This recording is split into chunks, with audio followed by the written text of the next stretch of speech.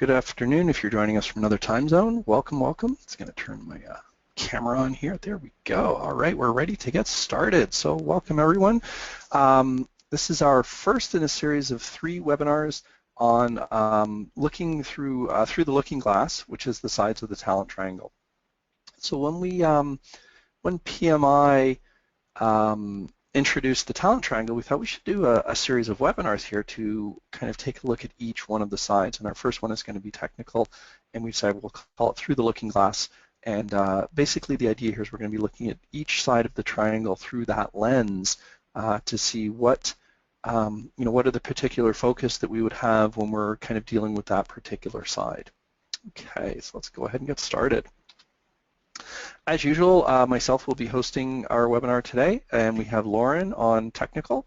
So if you have any issues, pop into the question box or the chat window and just type in a quick note for Lauren. She's going to be monitoring that and helping us out as we go. If you do have any other technical issues, you can also email Lauren at lauren.connor@titleshift.ca, and she will do her best to get you sorted out. As always, we are recording our webinars, so if you do have any issues with the webinar during the actual broadcast, it will be made available to you after. Your control panel off to the right, the first thing I want to point out is the little red arrow there. If you want to collapse it down, give yourself a little bit more real estate. You have full screen mode from that blue button with the little box there, and you can also raise your hand if you're having any issues or anything, and again, Lauren's going to be monitoring that for us.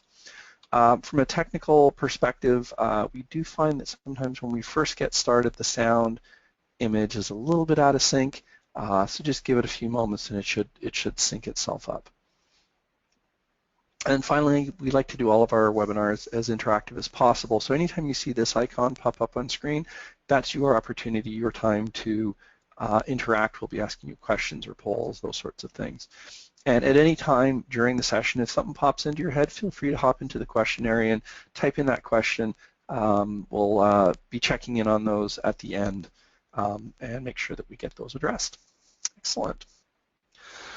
So our opening thought for today, that since we're doing Through the Looking Glass, we would pull a quote from that book, and why sometimes I believed as many as 6 impossible things before breakfast. So this is Lewis Carroll from his very famous book, Through the Looking Glass, Alice in Wonderland. And I was thinking about what can we do for technical when we look at the technical side of things. And the first thing that really popped to mind for me is things aren't always as they appear, and really the whole technical side of the triangle is really, I think, its main objective here is to get a true, clear picture of what's actually going on. So when we look at the 3 sides of the triangle, again, we're going to focus on technical today. Leadership is next month, and then strategic business management to finish out our series. But the technical is really all about, what are we actually seeing? What does it actually look like? And what is that telling us? Getting that unbiased picture, because we're fallible humans and we have our biases, we have our beliefs. We tend to filter things. I mean, there's that great expression around, with rose-colored glasses, and we tend to see our own work and our own things as kind of, sometimes being better than what it actually is, just because, we created it and it's ours. So the technical side of the triangle for me is really very much getting that that actual unbiased picture as clear as possible. The thing I do love, though, about the triangle in kind of the bigger picture is that it's really exemplifying the need for that balanced approach. So if we get into too much technical management or too much leadership management or too much strategic, we're going to be out of balance. So we do definitely need to have that balanced approach. But for today's session, we're going to focus in on the technical side. Speaking of technical, I'm going to just turn off my webcam so that we can save a little bit of bandwidth. There we go. And I'll be popping that back on at the end to handle questions and so forth.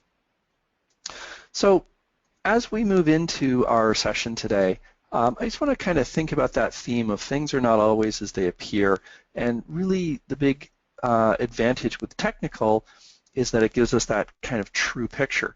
So as we're heading down the path on our project, what may appear to be barriers, well, they're actually not. We want to make sure we're getting that clear view so that, if we think this is a small issue, that it actually is. and kind of really getting the clear picture as to what's actually going on. Oftentimes, looking from a different perspective, we may get a false sense or view. We change that perspective, and we can kind of really see what the true picture is. Those illusions can often make things look like they're impossible. And of course, making sure big problems are actually big and small problems are actually small, and not kind of getting those two wrong. And when we get it right, it kind of looks like magic. So yeah, kind of a neat little video I stole off of Honda there for their new CR-V ad. And kind of, things aren't always as they appear. And this is, I think, one of the beauties of the technical project management side. It helps us get that clear picture. So our first question today, what does technical project management mean to you? So Lauren, if you want to pop that question up for us. We'll give you guys a few minutes to answer that. So just pop into the question area or in the control panel. What does technical project management mean to you?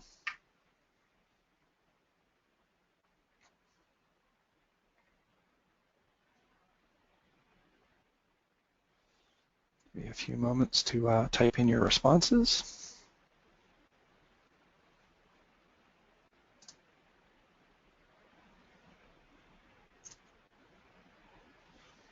Okay, starting to get a few responses in. Equations, absolutely. Some definitions. Oh, I love this one, confusion. Yeah, it can often appear very confusing. Math, problem solving, like that one, because we get into, oftentimes we are, when we get into problem solving mode, the first thing we want to do is put in or define what the problem really is so that we can actually figure that out. Let's give a few more moments for a couple more responses.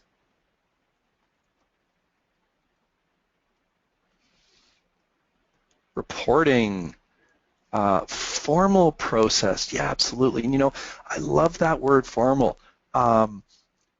It's often confused with the word onerous because formal doesn't mean onerous. And I know PMI does get a lot of bad press around, it's all about paperwork and creating paper and this kind of thing, but it's the formal side of it is really to enable the communication. So we're not looking for, hey, let's create so much overhead that it takes us a long time. Yeah, so some really good responses today. Thank you all. Okay, so when I was putting this together, I sat back and I asked myself that same question. What does, technical project management mean to me? And, the usual things kind of popped to mind. Numbers, right? Because it's the technical, it's the, and I was originally kind of thinking, how do we manage projects by the numbers? And of course, anytime we're working with numbers, we're into formulas because now we're going to take those numbers and process them. Which naturally leads into templates and then methodology. So what are the templates that we're going to use? What is that going to look like? And then what's the process flow of those templates? Which ones comes first? Which ones come second? And those sorts of things. And all of this sort of comes together in that whole toolkit thing. But really, it is about process or about reporting. So and the reporting is not only where we're at, but where we're going. So I want to kind of look at reporting beyond the historical, hey, here's what we did, and we're going to kind of take a look at how we can kind of project forward and predict the future. So the first thing I want to just talk about is methodology. And when I think in terms of methodology, the question that comes to mind, are we all playing by the same rules? So, if you're familiar with Calvin and Hobbes, Calvin has this great game called Calvin Ball. And there's a rule in Calvin Ball. There's really only one permanent rule because there's a huge number of rules in Calvin Ball. But the only permanent rule in Calvin Ball is you can't play the same way twice. So the whole point of Calvin Ball is it's constantly evolving and constantly changing. Right, so here we see Calvin. I'm free. I get a free passage to the wicket 5. Nope, you did that last time. Remember? Oh yeah. Okay. New rule. You have to jump everywhere until someone finds the bonus box. That's great. And of course, the score is still Q to 12. So, in this ridiculous example, we have a very strict set of rules, but the rules are constantly changing, they're constantly evolving, and it's, we can't do the same thing twice. And, I almost think that sometimes project management feels that way. We think about the sheer definition of a project, and it's something unique, it's something temporary. So the project itself is definitely the new each time, it definitely falls under that Calvin ball type thing. But really the methodology should be our constant through it all. Now, one of the biggest challenges with methodology, especially in large organizations, is that one methodology does not fit all. So we often get into these scenarios where we attempt to roll out a methodology across the entire organization, and that methodology works for one department but not another. Or maybe it works 80% for one department and 90% for another, and this sort of thing. So we now get into this concept of, well, the methodology is great for up there, but we're going to do things differently down here. And this creates a real challenge because we're now not all playing by the same rules. And if you can think about even just driving down the road, imagine if drivers decided to not follow the rules of the road and just decide to do their own thing because it's convenient for them at that time. We'd have absolute chaos. So as much as methodology at times can be a little challenging from an application perspective, the fact that we're all doing the same thing in the same way and kind of moving in that same direction makes the bigger picture more effective, right? So we may have to, at times, sacrifice a little bit of the, what's the word I'm looking for, the efficiencies that I would see within my small area, so that we're in alignment with the larger area.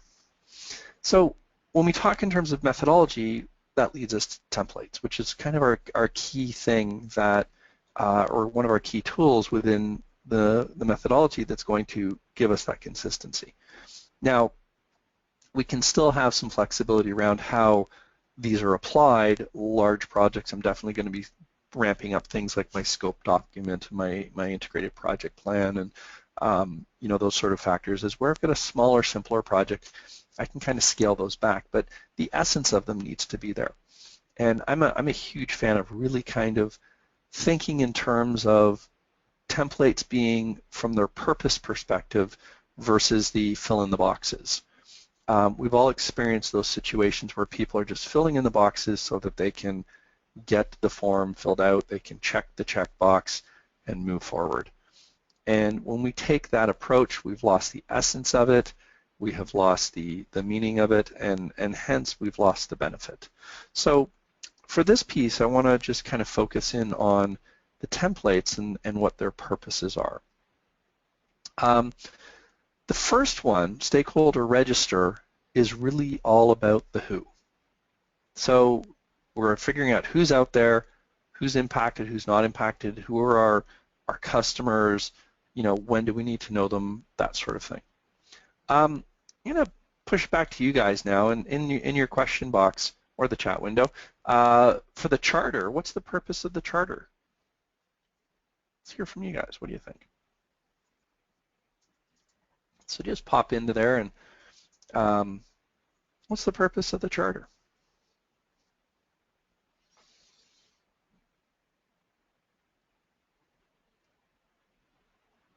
Initiating the project, absolutely. The Bible, that's an interesting one. That's Jenny J. If you could elaborate on that a little bit, I'd really like to hear that one. Initiating the project, absolutely. It definitely signals the start of the project. Playing by the rules. Yeah, we'll come back to that. All right, you're absolutely right. The charter is all about getting the project started. It's about signifying the beginning. I like to think of the charter as the why. Okay. Oh, goals and roles. I like that. That's a nice one. Defines the project and the business rationale. Absolutely. So the whole, why are we doing this? What's the business rationale? Defining the project. Yes, absolutely. We want to be careful with that because we want to make sure that that definition is around why we're doing it and kind of justifying its existence as opposed to actually defining exactly what we're going to do. So let's move into the scope document. What do you guys think about that one? What will be your purpose for the scope document?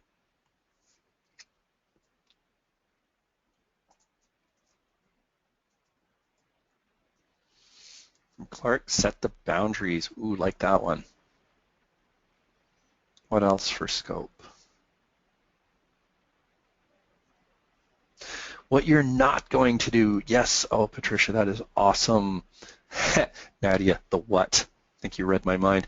Yeah, I love the whole scope document is the what. This is what we are doing. It's also what we're not doing. So, so important to define what we're not doing. And this really ties back into the original comment around setting the boundaries, because really that's what it's all about. It's about setting the boundaries. Here's what we are going to do.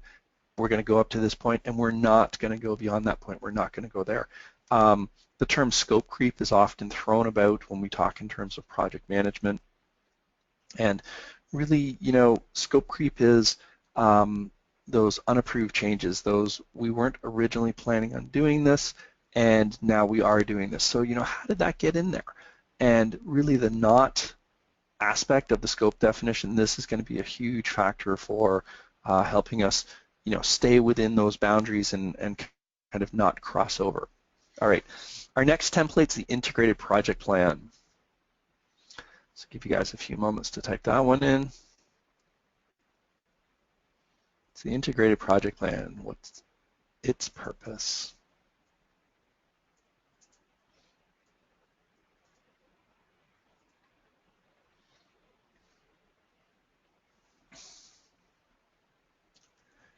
Causing fights. Yeah, that can, yeah, definitely, yep. Clark saying not familiar with this one, because the integrated project plan is basically, it's all of the sub-plans brought together. So it's your schedule, it's your HR plan, your communication plan. It's kind of about bringing them all together. Milestone dependencies between work streams, absolutely. Full view of the project from Lisa, absolutely. Some really good stuff here. And Nadia, I think you're getting inside my head just a little bit too much here.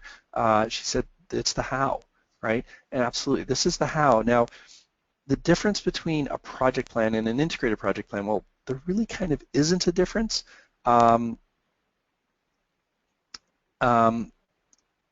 integrated project plan is really about bringing all the sub-plans together. So if you've ever been on one of those projects where you say to someone, you know, hey, what's your project plan? And they show you a Gantt chart. Well, that's not the project plan, that's just the schedule. Very important part of the plan, but the integrated plan includes things like the cost plan, the timeline, the HR plan, the communication plan. So it's about bringing it all together. And as I was just talking, I love this answer. You know, confirming that everyone is going in the same direction. Absolutely. It's all about, you know, where are we headed? Where are we now? Where are we going? And hence how we're going to get there. Because as much as I can define the destination, which is really kind of what the scope's all about, it's about that destination and, you know, what is that final product when we're done. As much as I can define that, we can often have multiple different paths to get there. And the very simple example I like to use, especially, you know, we use something that's, you know, kind of very physical and very, you know, we're going to build a widget. Well, you know, simple question, are you going to, you know, hammer and hand build that widget, or are we going to hire someone else to build it for us, or are we going to buy it? So the classic buy versus build. And that's really all about the how we're going to get there. You know, and along the way, we also want to think about, and this comes from Sandra, knowing how the project will be ready to deploy. So, you know, making sure that we've got all of our T's crossed and our I's dotted and so forth, right? Yeah, beautiful. And there's another comment that just popped in, also about the assumptions and the gaps. And I love this quote, I thought you were going to take care of that, right? And the integrated project plan, we need to integrate all of the roles, the responsibilities. So we've kind of figured out what it is we want to get to. We're kind of now figuring out how we're going to get there. And a truly integrated plan, we're going to integrate, you know, all of the different pieces together, and that goes from both a time versus cost perspective and integrating the scope and the time. So when we think of that classic constraints triangle, but also integrating the product back into the environment. So there was the comment about, you know, is the product ready to deploy? Well, we need to make sure that the environment that we're deploying it within is ready. So hence, if we're doing an IT project with software, are we, do we have the help desk keyed up and ready to go? Do we have, the administrative staff keyed up ready to go to maintain this? So, registering users on the new system and maintaining passwords and doing all of those kinds of things that we would need to consider. So let's talk a little bit about the schedule now. What do you guys think the schedule's for?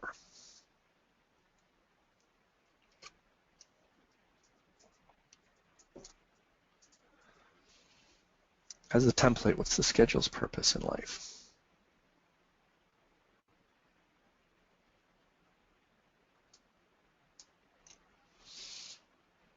Ah, beautiful. Yes. First answer right out of the gate, the when. Absolutely.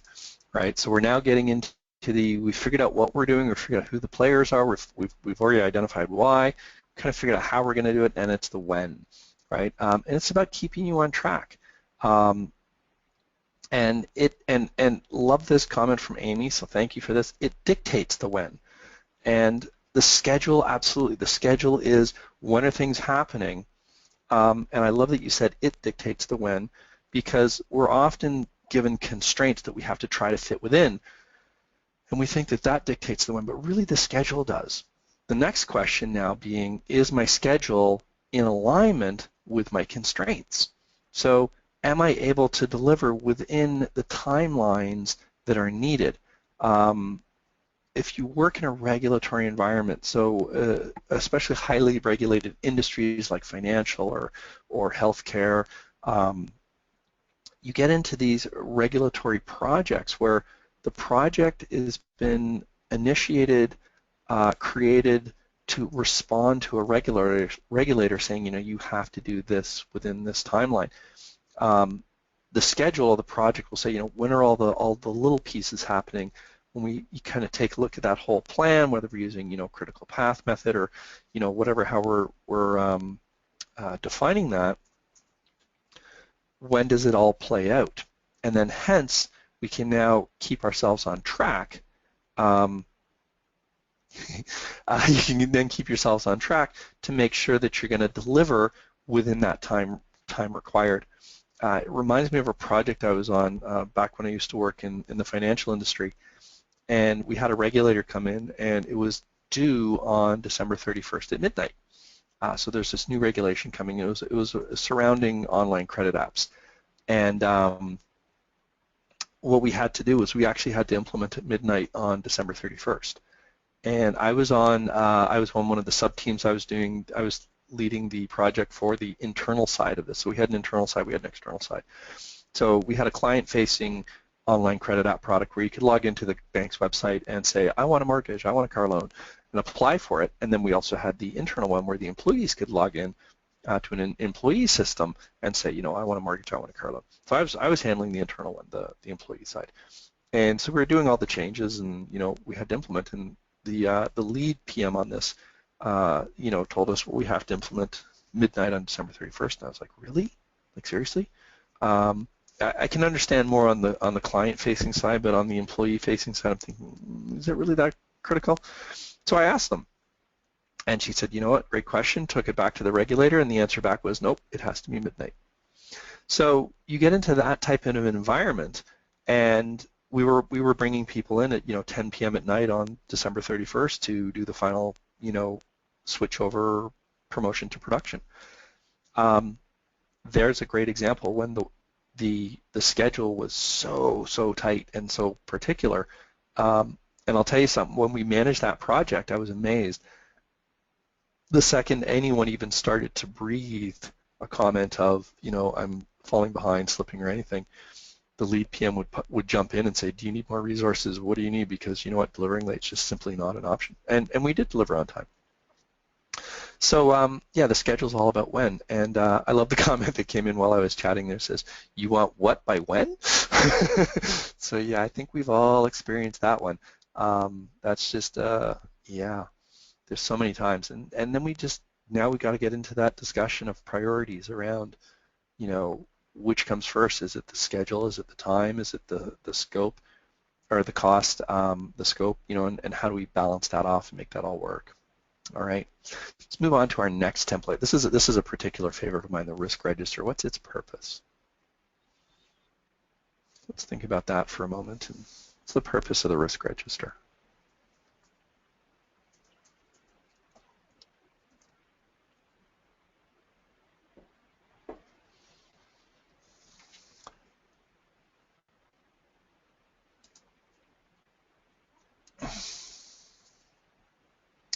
Okay, starting to get some answers in here.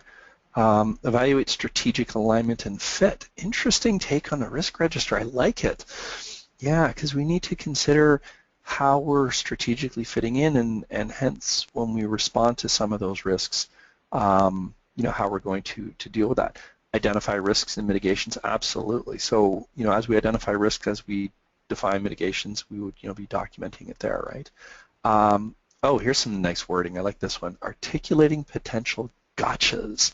And one of the biggest things with the risk register that we have to remember is it is a future.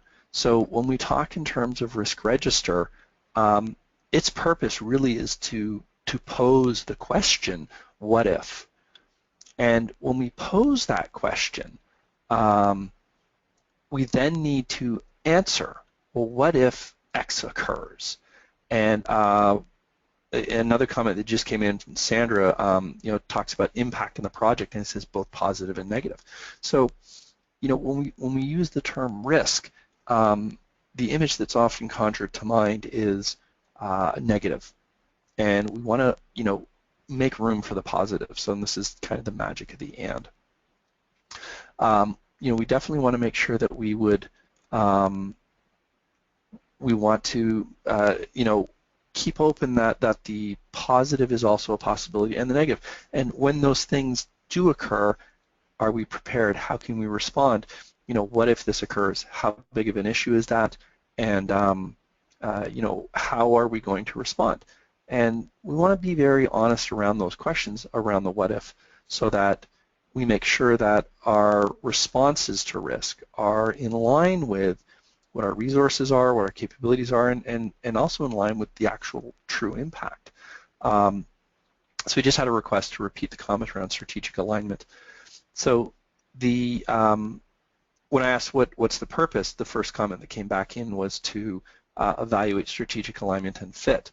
And it's an interesting take on risk register for its purpose, but I think it's very valid because we need to make sure that what we're doing within risk management, risk mitigation is strategically aligned with the objectives of the project as well as the organization.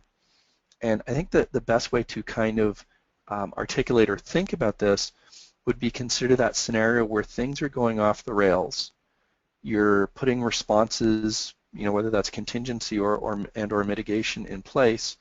And if we're looking at especially at a profit type organization, we might have put so much in place that we've lost any ability to make profit out of this, and hence we're now in the losing side of that scenario. So when we do the risk register and we pose that question, what if, one of those answers potentially is shut the project down and walk away.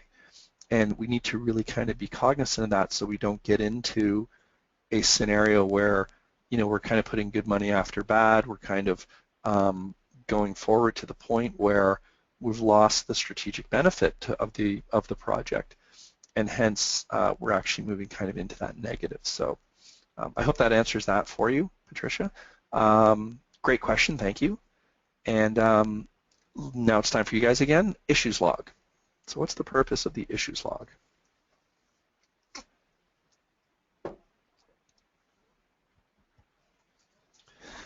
Give everyone a few moments to respond.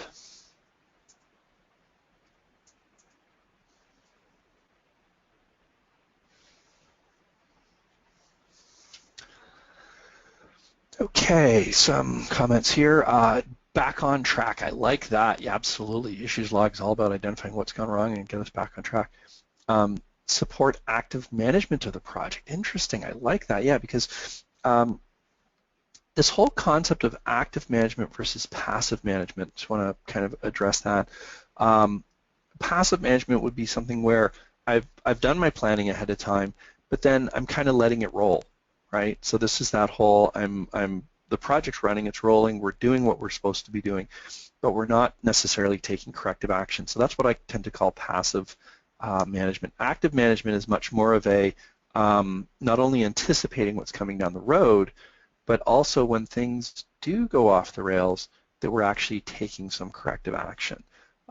So you really love that term around active management, because we're actually, we're looking at the numbers, and this is, when we talk in terms of technical project management, very key.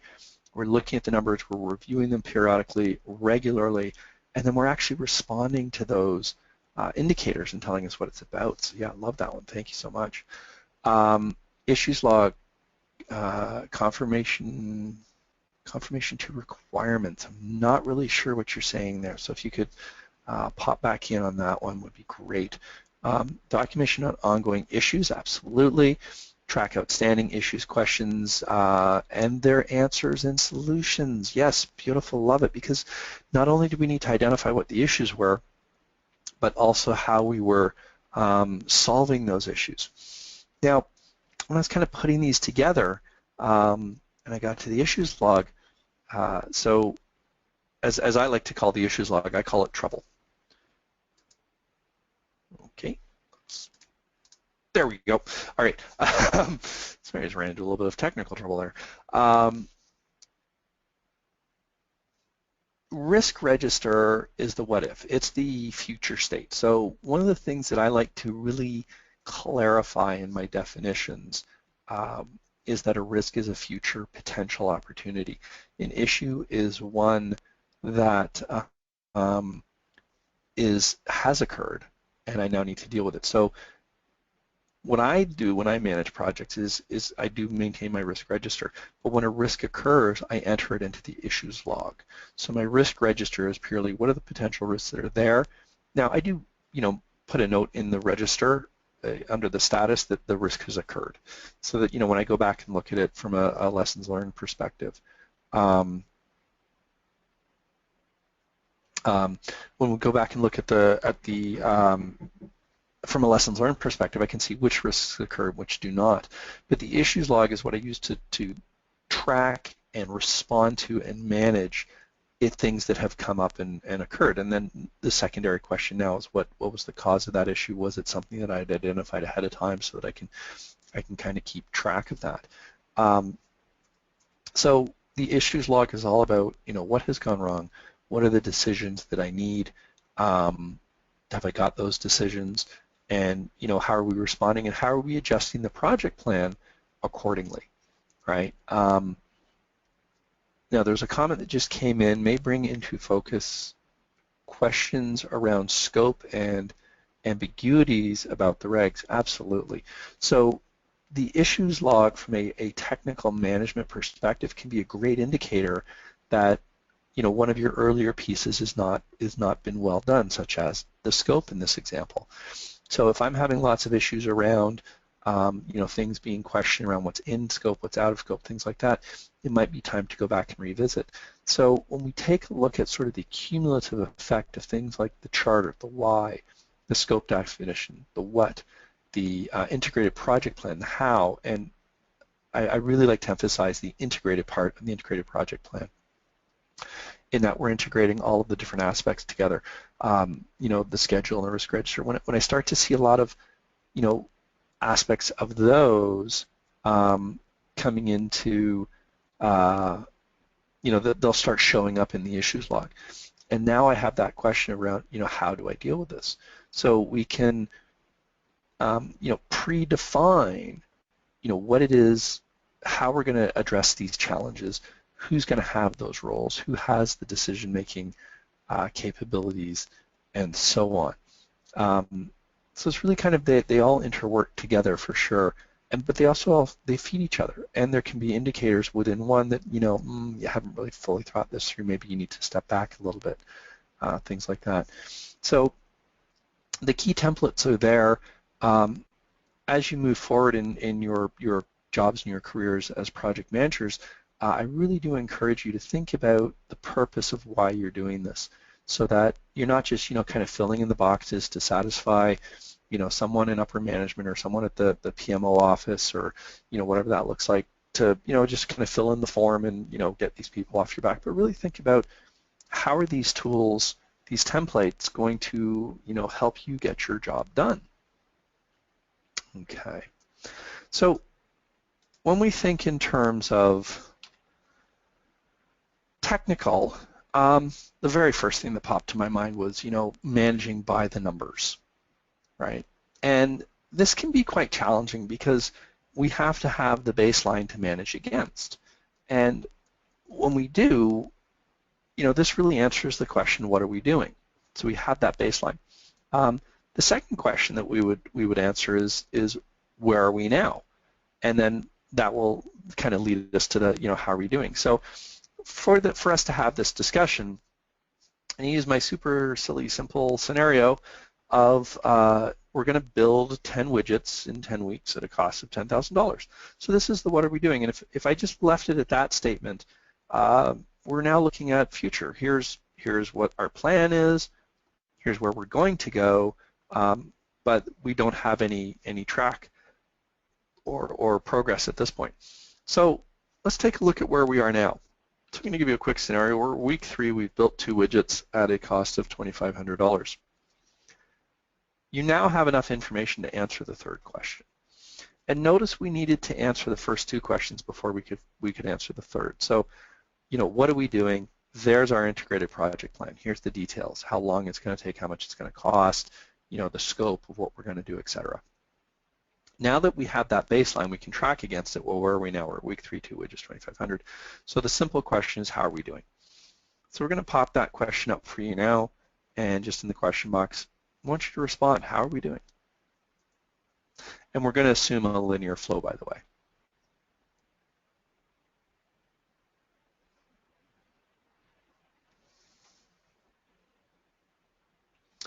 All right. So we're starting to get some responses, and I'm going to let a few responses flow in before I say anything so that we can, and I find whenever I do this scenario, people usually get it right away. It's pretty easy to see really quick. Yeah, it's kind of interesting. Some people start off with the we're over budget. Other people say we're we're behind schedule, because we're both behind schedule and over budget. So we got comments coming in like losing money, behind schedule, over budget. Say again? Cost overruns, absolutely. Thank you, Lauren. Behind schedule, over budget, absolutely. Yeah, so we're kind of in that what are we doing? Where are we going? Where are we now? So we see, here was our plan: 10 weeks, 10 weeks, or sorry, 10 widgets, 10 weeks, $10,000. So really 1 widget per week for a cost of $1,000 each, and we can very clearly, easily see where we are. Now, unfortunately, projects usually aren't linear. They don't have quite that simple math. So we need to do something a little bit more complicated to kind of figure that out. So this is where earned value management comes in. And I know earned value has a bit of a love-hate relationship in the world. And whether you apply it in a very formal basis by actually, kind of running the numbers, or just apply it a little bit more of a kind of a conceptual level, I think it still can be a lot of benefit. So, here's our project: 10 weeks, 10 widgets, $10,000. Week 3, 2 widgets, $2,500. If we run the numbers, we've got our earned value, our planned value, our actual cost. We figure out our SPR, it's schedule performance index, or CPI, cost performance index. Now, without actually even running the numbers, I can really easily say, what, I've only got $2,000 worth of product. It cost me $2,500, so I'm kind of behind, right? So if we understand how much it costs us to do each of these pieces, then as we do them, we can compare them against our actuals and kind of see where we're at. And then from a plan perspective, from the schedule perspective, whether we express it, in terms of dollars as earned value likes to do, or just in terms of, we're ahead behind, just want to make sure that we've got a very clear picture of this. So how can I use these numbers? Well, if I look at my budget at complete, which is my $10,000, which is where I'm planning to end, I can run the math now, and I can see that I'm going to end at 12,500 and I'm going to end at approximately 15 weeks. Now, if you go to your sponsor and you say, okay, we're at week 3, and they say, you know, you're 30% into your project, how are we doing? So, well, we're 500 over budget, we're a week behind, you know, 10% behind budget or 10% behind schedule. They're going to be like, okay, well, that's well and good, but where are we going to finish? Because I want you to put yourself in your sponsor's shoes and think about what information they need and what they're going to use the information for. So as a sponsor, if you came to me and said, well, dude, I'm over budget, I'm going to say, by how much? I really don't care that much how much we're over budget today. I more care how much we're going to be over budget when we finish, because that's what I'm going to go back to my bosses and get approval for. That's what I'm going to go back and say, you know what, at 12,500, we're still okay. Because we're going to be making 15,000 out of this, and yes, you've eaten into the profits a bit, but we're still on the positive side of that curve. So this is really what the huge power of that whole earned value thing is. And then also with the timelines, 15 weeks, that's 50% over. Like we've gone, instead of doing 10, we went 15, which is a 50% over. The question now becomes, is this acceptable? Can we afford to do that? And in my earlier scenario of the regulatory, the answer was no, we can't afford to be late. So likely we'd be throwing some money at this and saying, let's put some money behind this, let's get this back on track time-wise. Now, the question now remains, well, how do we do that? But even before you have that conversation, you now know what your targets look like, what your destination looks like. And with that information in mind, you can ask the very simple question of, is it acceptable? And you now can go to your sponsor with some, some more educated thought through type numbers as opposed to kind of that guess. And then we can start looking at, what is the cost, or what is the consequences of A, getting it back on time from a time perspective, or B, getting it back on track from a money perspective, depending upon what the priorities are. And something we should always be aware of is the priorities do change from one project to another, and oftentimes change within the life of a project. When I was on the SOX team, year 1, our number 1 priority was time. We didn't have a budget. It was get the job done. Year 2 of that project, the priority swapped, and now the number 1 priority was money. So now it was, okay, how do we operationalize this? How do we get the costs under control so that we've got something sustainable for the long run? But having done this type of an analysis from a technical perspective and running the numbers, I can now have an intelligent conversation, because it might be that, yes, we are running behind, but it's a small enough amount that it's acceptable, and we don't have to throw resources at it to get back on time. But unless you have the numbers to really kind of walk through and predict with some degree of accuracy what that looks like. There's actually a really good book on earned value management called just that, Earned Value Management. And the 2 gentlemen who wrote it, I don't have the reference in front of me. If you're interested, I'll find it and get it for you. But the 2 gentlemen that wrote it, they've spent about 20 years running projects in the government sector, particularly military contracts in the U.S., where earned value management is a way of life, and you have to do this to participate in that world. One of the things they did is they looked at the accuracy rate of taking things like your current run rates and your trends and predicting them forward. Then how do we use that to predict? And an interesting thing they found is looking at 20 years of data at about the 20% mark of the project. So in this case, the 10-week project would be a week 2. There's about an 80% accurate indicator of where they're going to finish. So it's a very, very powerful thing. And again, we're trying to balance off that whole, which do you want? And Patricia's comment here, good, fast, or cheap, pick 2, right? Totally valid, absolutely. It's like, we got to figure out, what are the priorities here? And when we understand those priorities and we have these numbers, we can make some really intelligent decisions that, the people can live with. So Yeah, some good stuff there. All of this, however, depends upon having an S-curve. Without the S-curve, we don't have anything, right? So just want to take a few moments and just kind of talk about how to create an S-curve. And the S-curve, when we think in terms of, how do we plan a project, we start at the beginning, we figure out the why, that turns into the what, the product is going to give our solution. We then take the product, we subdivide it down, we break it down until we get down into small enough pieces, those work packages, which tell us the how. How are we going to get there? Those how are then sequenced. We put them in order, what happens first, what happens second. If we're building a house, for example, we're going to dig the hole before we pour the concrete. We're going to do the foundation before we build the walls, this kind of thing. We figure all that out, and then that gets represented on our Gantt chart. Now, while we're figuring all that out, we're also going to figure out our costing.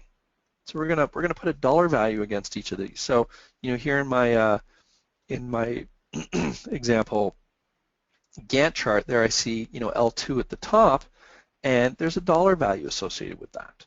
And, we have L1 lower down and R1 and so on. So there's dollar values associated with each of those. So we've now plotted those dollars across the bottom. And importantly, we've figured out the cumulative total. Okay, so if we kind of go over here, and where's my pen? There it is. So we think about the cumulative total. So we're taking the individual amounts and we're kind of adding those up. So we can see that in the first period it costs us 4. So second period it costs us 4. We add that up to 8, and and then 2, which adds up to 10, and so on and so on. So when we look at that, we can now plot that cumulative total. And when we plot the cumulative total, we end up with this curve that, for pretty much every project in the world, it's going to start off relatively flat. Right, at the beginning of our project, we're not spending as much, we're kind of ramping up. We get into the middle portion of the project, the curve goes nice and steep. So we're talking about this area here. This is where the real main spend is happening, and then it starts to taper off near the end as things wind down. So hence we get this sort of S shape. And you're going to have ones that go steeper sooner and all that kind of stuff. But really, this is our basis of what we're doing. And if I just back up for a second, there in the middle, the PV value, that's our plan value. So this is what our original plan was. And then our EV, our earned value, that's what we've actually built. So this is product in hand. So in this particular example, our EV value line was sooner and steeper than our PV, which means we're actually ahead of schedule in this scenario. We're building stuff faster than we'd originally planned. And you notice that the AC, the actual cost, is lower than the earned value, so hence it's not costing us as much, right? Now, we want to make sure that this is in tune with our priorities. And in this case, you're going to be in tune with the priorities no matter what, because you're under budget and ahead of schedule. If we were to kind of change these lines a little bit and look at a different scenario, if I'm over budget, so I'm spending more than I'd originally planned, but I'm ahead of schedule, I'm kind of questioning why are you spending extra to be ahead of schedule? Because we don't want to waste money, right? Now, if money was my number one priority there, man, I would have a very unhappy customer. So, if time's number one, then, delivering a little bit ahead of schedule, not a bad thing, and they might accept the extra cost. So, being very aware of your team, of your stakeholders, and what their priorities are and so forth. So when we look at it by the numbers, we have our original plan. What are we doing? 10 widgets, 10 weeks, $10,000. Where are we now? We're at week 3. 2 widgets, $2,500. Where are we going? Here's where we're currently headed. And we want to ask the very simple question, is that acceptable? If it's not, all right, we need to do something about it. And then we need to look at what are the factors. It may be that we could scale back on some scope, maybe scale back on some quality, maybe ramp up on the dollars and get our timeline back in line, whatever that looks like. So we would need to know our stakeholders, know what their priorities are, but we now can have that conversation. We now have the numbers to be able to, look at what that looks like. And, it could be that this is a pilot project. It's run over, we're going to use that as a lesson learned, and then we're going to roll that forward into the, when this goes into production on the long-term basis. Perhaps there's some perhaps there is some learning curve here, and those sorts of factors. So we'd have to really kind of dig down into that. But the technical aspect of this will give us kind of the raw numbers, and very importantly, the prediction of where we're going. So back to you now. Question for you is, what tools are you using to monitor your projects?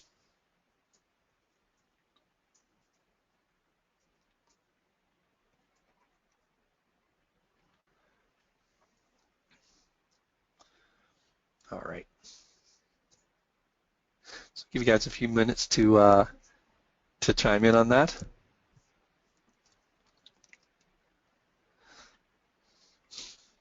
Okay. Let's try and see a few answers roll in.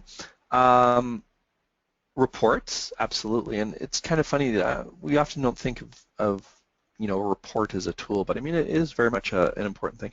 MS Project, a couple of people there. Excel, when we look at the specific technology tools that we would use to support that. Statistics.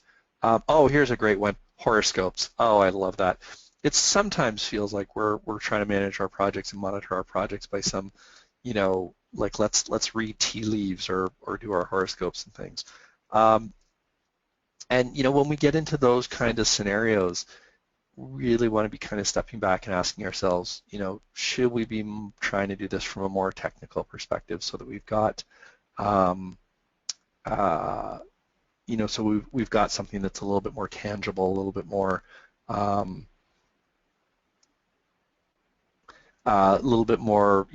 scientific, if you will. It kind of helps take away some of the guesswork, that kind of thing. Okay, so your next question. We've been talking about a lot of different tools, some methodologies, templates, things like that. From some of the responses, sounds like you're having a little bit of difficulty there as well. I want to ask you this: what are the barriers of leveraging technical project management? So what are the barriers from kind of implementing some of these concepts we've talked about?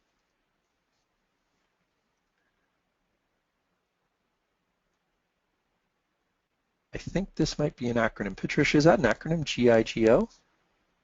Oh, garbage in, garbage out. Duh, hello. So, and you're saying that's one of the barriers? Because you don't have the good data in. I think is what you're saying. So if you could just fire me a quick confirmation on that. Yep, exactly. Awesome. That's what I thought. Yeah, garbage in, garbage out. Because, we look at concepts, especially like EVM. If I don't have good data coming in, I don't have good data coming out. And sometimes we're forced into some bad data because we're forced to do project plans at a detailed level beyond what's realistic. So, whether you're using Agile or Waterfall, 3 to 6 months, is really about the most that you can really predict. Oh, I'm liking this response. Garbage in, garbage stays. That's a nice one. I love it. Poor estimations, poor tracking, absolutely. Scaling them to the size of the project, and then hence you get into the skill of the team. So you get some people who are really good at the smaller projects, and it's you're trying to scale that up, absolutely. Not enough time. Oh, totally. Yeah, I'm seeing this over and over again. Got a couple of responses now. Not enough time. The experience piece, the skills piece kicking in. Another one, and this kind of builds on the whole scaling and skill piece is, tried it and it did not work. So let's not forget it takes time to learn, right? So sometimes it's one of those, yeah, we don't necessarily succeed really well in the first attempt, but we've got to get that learning curve in there. Client doesn't understand the scale of the request. Yeah, so they're thinking, oh, what, you can whip this out quick, no problem. It's like, no, this is bigger, and need more time to do that, etc. Knowing where the information should come from, absolutely. Yeah, so just being able to actually access that information. Yeah, and then you get into the whole, and when we talk about not enough time, not enough skill, not enough experience, things like that, just getting into that whole, do I have the resources I need to get this job done, that sort of thing. So yeah, some great answers today. Thank you, guys. Okay, so let's just kind of wrap this up. And I thought a good way to wrap this up is to kind of, let's finish off with the pros and cons. So what are some of the pros here? the benefits, we get into more of an objective measure. So we can, start to move away a little bit from the whole opinion side of things. We get something that's a little bit more objective as opposed to subjective. So hence, when things are going off the rails a little bit, and we're getting a little bit, pressured, and we might be feeling that pressure, maybe getting a little bit panicky. We can, look at it more objectively. We can also extrapolate this data, much more accurately, which is great, and then we can justify those conclusions. So hence, having that icon of the formula there. Now, some cautions. One of the things is the technical side can be a little impersonal. It can be a little disengaging. And we also have to be careful of the whole false positives things. Now, we've just been talking about what are some of the barriers, and the whole team not having the people that you need, that sort of thing. So the last thing we want to do is disengage our team. We're going to talk about that in some great detail when we do the leadership piece, but making it impersonal. And I wrestled with this one a little bit because it's almost a bit of a double-edged sword there, because by making the data impersonal, it can also help de-stress and disconnect things and de-escalate the conflict, but it can also cause that. Biggest one for me has been the false positive.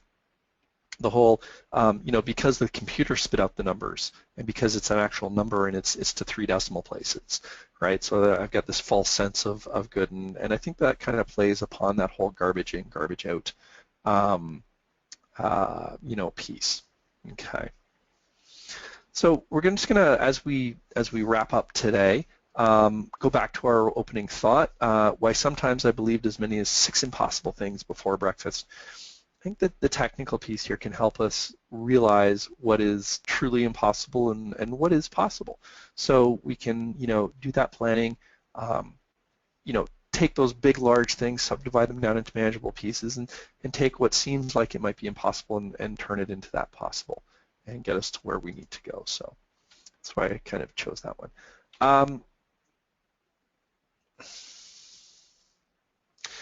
So I'm going to just wrap up. I see that we're out of time. There is your PDU code, so the PM Tech. I'm going to leave it open just for a bit. If there's any other comments or questions, I see one just popped in here, which is a good one. It can help bring out better questions, absolutely.